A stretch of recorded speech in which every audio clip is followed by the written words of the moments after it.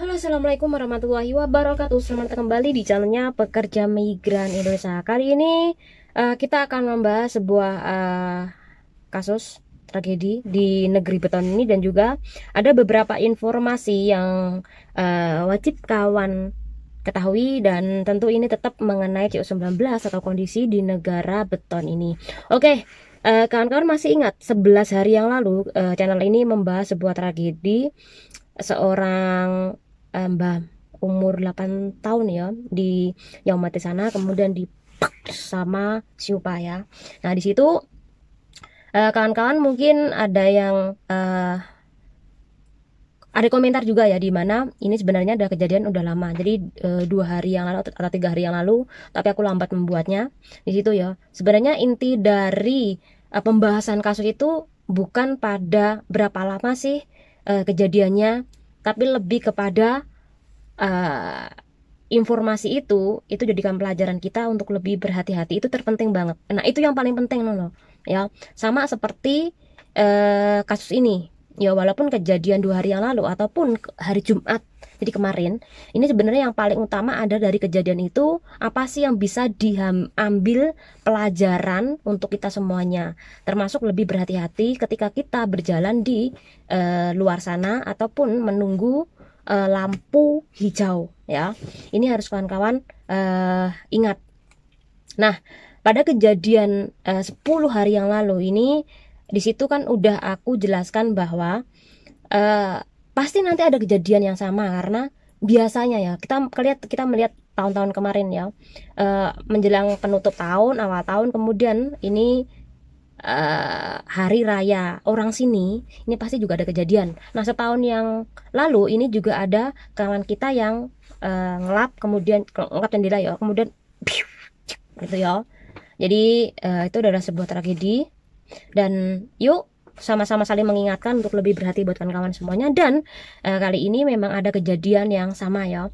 Jadi mbak-mbak mungkin udah melihat di sosial media, di mana di Yunlong kemarin ini juga mobil sport ini mbah ya, tukang bersih-bersih. Jadi kejadiannya jam 6 sore, 6 lebih 20-an ya sore kejadiannya di pasar ya. Dan ini hari Jumat kemarin, ini juga yaitu seorang gadis usia 14 tahun ini di sama taksi juga di daerah Samsuipo jam 8 pagi mau berangkat sekolah. Dan ini si perempuan itu yang umur 14 tahun ini sebenarnya hanya nyebrang ya di Gebrakos, tapi dari arah depan ini taksi gitu ya. Nah, jadi taksi ini juga menuju Taipo Road sana, dan si perempuan umur 14 tahun itu ya, ini taksinya bannya ini akhirnya si bocah itu semaput di tempat, dan si sopirnya ini langsung ditangkap oleh Pak Pol, yang dimasuk usianya adalah 58 tahun ya supirnya. Nah, ini udah kejadian ya, dan sekali lagi berhati-hati kalau nyebrang. Kalaupun lampunya udah ganti warna hijau, jangan langsung nyebrang. Jadi tunggu kendaraan berhenti dulu semuanya, baru kita nyebrang ya. Jangan terburu-buru, itu ada intinya kalau kita nyebrang ya. Terus sekali lagi, jangan berdiri di tepi jalan kalau Anda menunggu lampu hijau. Jadi agak ke tengah-tengah ya, itu saran saya. Karena sekali lagi juga berhati-hati ketika kita ngelap jendela. Ya, itu adalah dua kejadian yang harus kita jadikan pelajaran. Ini yang pertama ya infonya. Kemudian yang kedua, aturan CU19 di Hong Kong ini diperpanjang lagi 2 minggu lagi, yang dimana ini sebenarnya berakhir tanggal 20 Januari 2022, ini bakal berakhir sampai dengan 3 Februari 2022. Jadi setelah Imlek ini ya, ini berpanjang, yang dimana aturannya adalah melarang makan malam di restoran jam 6 sore. Jadi tidak boleh, harus dibawa pulang nah makanannya. Ini yang pertama. Kemudian yang kedua, tidak boleh makan satu meja ini lebih dari 4 orang.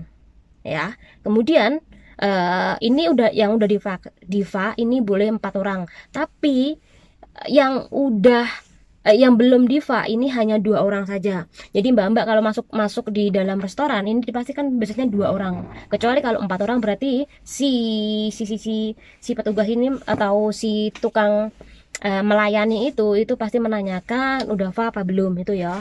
Oke, yang ketiga, adanya pembatalan 15 pameran bunga di tahun baru Imlek ini. Yang ketiga, yang keempat, larangan penerbangan 8 negara ini diperpanjang sampai dengan 4 Februari 2022. Yang pertama ada Australia, Inggris, Kanada, Prancis, India, Pakistan, Filipina, dan AS. Jadi tidak boleh masuk lagi. Jadi diperpanjang ya. Ini adalah aturan negara ini untuk mengantisipasi CO19 makin melebar di negara ini. Ini ya. Oke, ini adalah yang kedua informasinya. Nah, yang ketiga adalah info masih tambahan adalah mbak-mbak mungkin ada juga ya yang melihat di sosial media bahwa pesawat Kata ini dituduh oleh negara ini karena tidak patuh dengan aturan CO19 di negeri ini ya. Yaitu mereka terjerat 2 kasus, yang dimana pertama adalah tidak mematuhi karantina pegawainya. Yang kedua adalah memasukkan orang ke pesawat padahal itu adalah pesawat kargo atau barang untuk kembali ke negara Hong Kong. Jadi mbak-mbak harus tahu ini, ada apa sih ini? Oh, lagi rame ya. Nah, ini masalah Kata ini ya. Dan sekali lagi kalau dalam hal ini kan nggak salah dari pesawatnya sih sebenarnya. Orang-orang bawaan yang terlibat dalam hal ini jika memang benar ini salah ya. Jadi bukan salahnya pusatnya, tapi mungkin bawahnya yang ibaratnya tidak patuh ya. Oke, ini informasi yang ketiga. Nah, informasi selanjutnya adalah mulai 16 Januari sampai dengan 15 Februari 2022 pesawat KT ini akan membatasi para penumpang yang masuk ke negara beton ini ya.